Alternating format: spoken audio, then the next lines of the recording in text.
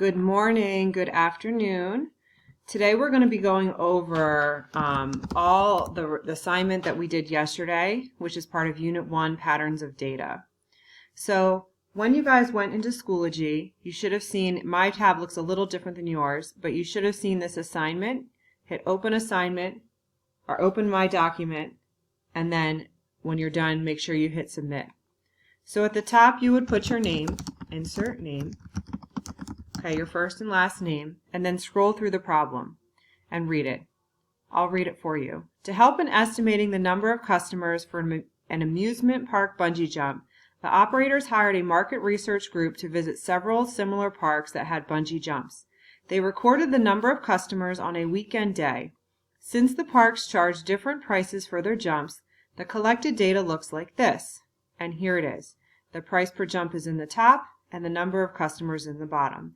In all of the classes yesterday, we got to talk about the independent variable versus the dependent variable. In this situation, the independent variable is this top, price per jump, and the dependent variable is the number of customers. This makes sense because how many customers participate in the bungee jump is dependent on how much it costs. If it costs less money, more people are going to take up that offer. If it costs more money, less people are going to do it. After all of these problems, I would want you guys to rate yourself. The second question asked you to plot the data on a coordinate graph. And here is the hint. Now, I don't know why. Oh, here's the hint. So it says we can use this right here. Let's go to this in a new tab. Okay, so we start out with this table. 15 goes with 25. And that makes sense because in our table, look, we have 15 and 25. So let's just keep adding to our table. Our next value would be 20 and 22. So in our table, we put in 20 and 22. Our next data pair would be 25 and 18. So let's put that in, 25, 18. And our next data pair would be 28 and 15. 28, 15. Okay, and our last data pair would be 30 and 14. 30, 14.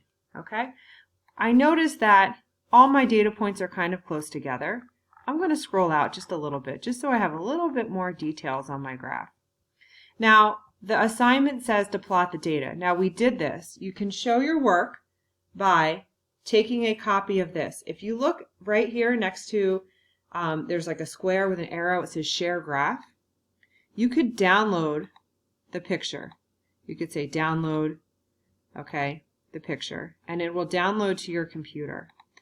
Then you would go here, okay, and you would say insert an image from my computer. Okay, if you download it to Drive, if you have a Chromebook, that might be an option. Okay, and it shows up right here. I always look at the time, 7:30 at 7:30 in the morning, say open. Okay, I can resize this to make it smaller. I can also hit this button here, which will crop it. Okay? Okay, I think this just looks a little nicer. What do you guys think? And I'll make it a little bit bigger. Okay, so we've done this part, and you would rate yourself on this. Okay, so maybe you're still completely lost and you need to watch this part of the video again. Okay, like I said, this is an information, I have not said this yet, but this is an information video, meaning you might want to pause the video, take notes, and try this on your own. Does it make sense to connect the points on your data plot? Explain your reasoning. Okay, when we discussed this in class, we said yes, they more or less make a line, we can connect them. Okay, use the pattern in the table of the graph to estimate the number of customers if the price per jump is 18, 23, or 35. Okay, so to do this, I think what I'm going to do, file, this is my other class did this. Let's do this. Let's make a new page. New page. View. Screen capture toolbar.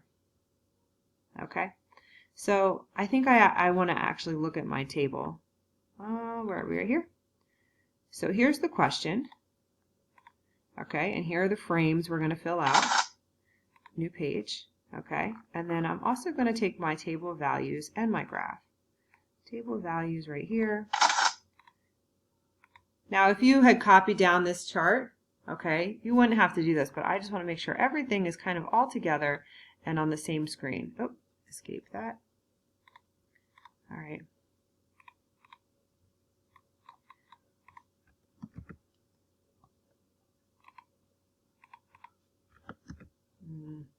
I didn't get it.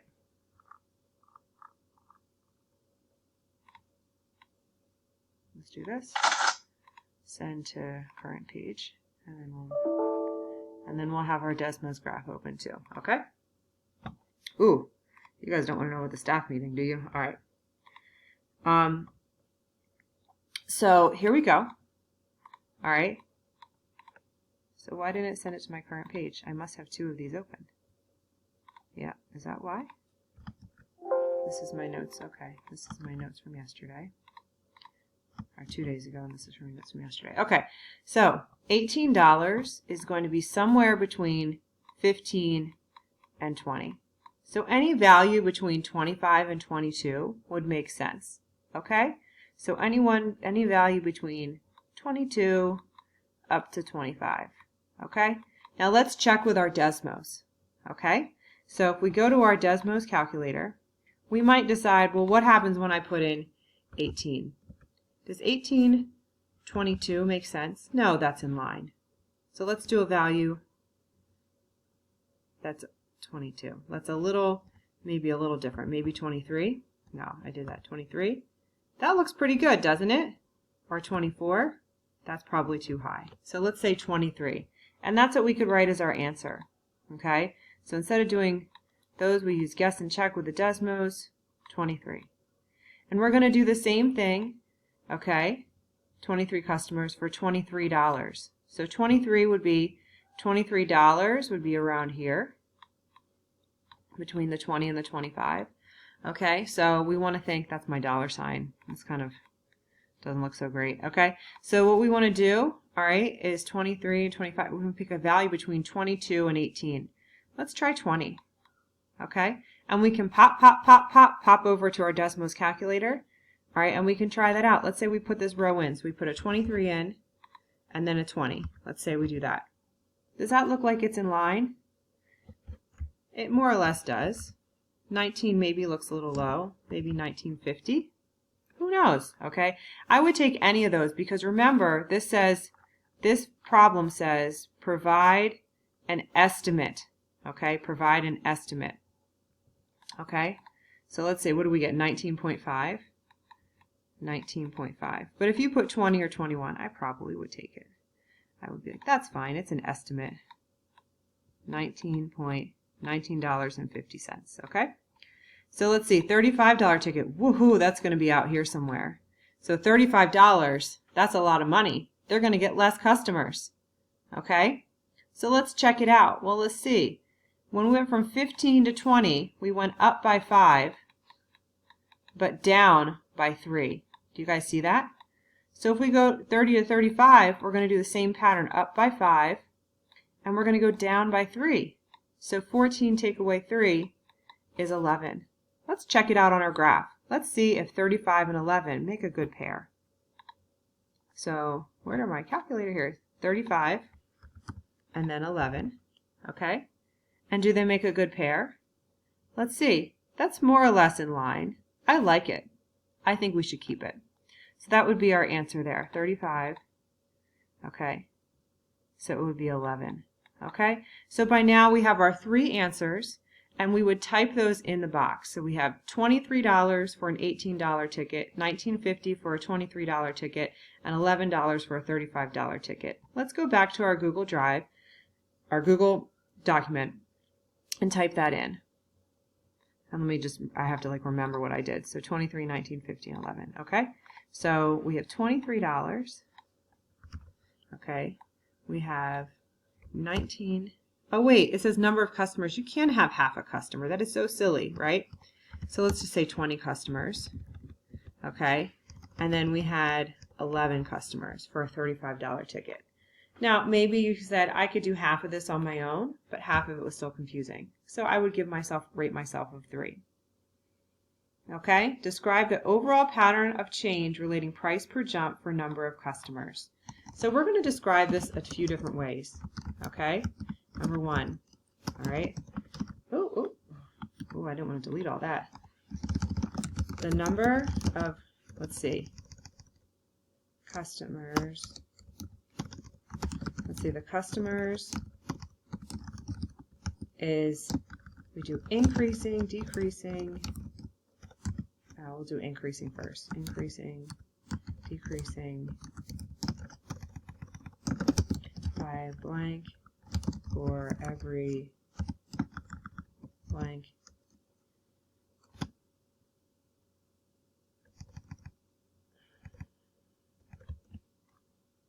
I want to take a look at this with the table. Okay, send this to the current page. So we go back to here. Okay, and how do we do this real nice? I'm also aware that I don't want this video to be longer than 15 minutes, so there we go. Okay, so we would say, if we look at the pattern of change, the customers is going down by 3 as the price per jump is increasing by 5. Okay, so we could say, and that kind of happens more or less every time. Okay, let's see, now this goes down by 4 as this goes up by 5. Wow. Okay, let's see, that's a difference. This goes down by 3 as this goes down by 3. It's not really a constant pattern of change, is it? -1 goes down by -2. Do you guys see that? So it's not exactly perfect, right? This goes 5, 10, this is 1, okay? So overall, the pattern of change is that as this is, what do I do? Sound like a monkey over here. Okay, what is this? This is increasing by 5, increasing by 5, increasing by 3, increasing, positive.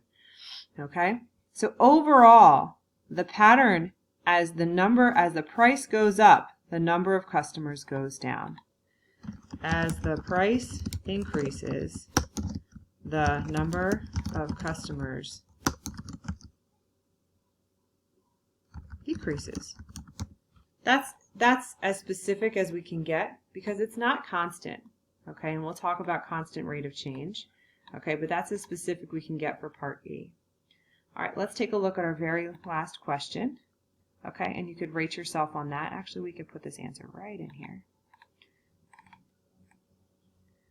Copy it. Let's put it in. And you could rate yourself on that. Okay? Maybe said felt very confident. The market research staff suggests that the pattern could be summarized with a rule, n equals 35 minus 0.7p.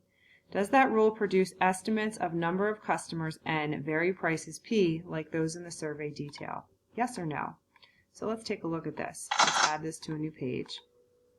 And for all of these, I think we should look at the table, all right, because that's going to help us the most. So, like I said, this is going to be under 15 minutes.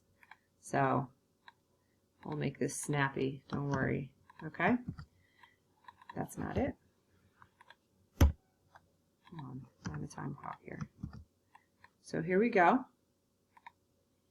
All right, so N is our number of customers and P is this. So let's try a couple different values. Let's try this one. Let's say, does 22 equal to 35 minus 0.7 times 20? Okay.